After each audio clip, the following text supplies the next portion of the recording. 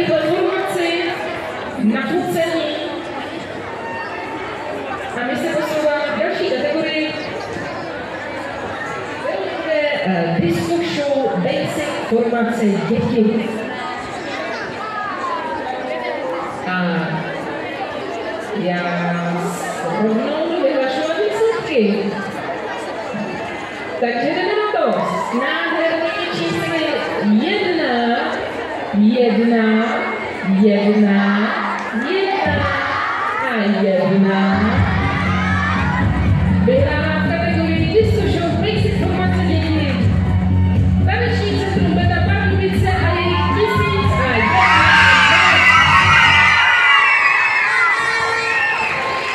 Takže pojďme přijeli závěr podpůj systém pro zlaté medaile. Všichni, kdo znáte tyto krásné pohádky, tak jsou to arabské pohádky, které vznikaly v průběhu několika staletí a krásná princezna Šehrezáda si chce zachránit svůj život a proto princ si myslím, že se jmenoval Šahrír. Každý večer vypráví pohádky, protože jinak by to s ní špatně dopadlo, kdyby mu nic neřekla. Lépe řečeno, on měl takovou praktiku, že se zklamal ve své dřívější ženě a každý den si vzal novou princeznu a ráno ji nechal popravit.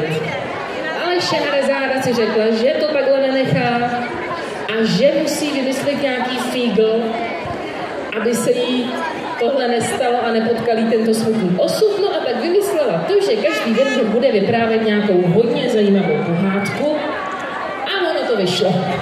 Takže Šehrezáda si zachránila svůj život, no a holky s tímto představením získávají zlaté medaile. Tak moc gratulujeme Taneční centrum Beta Pardubice a jejich 1001 noc.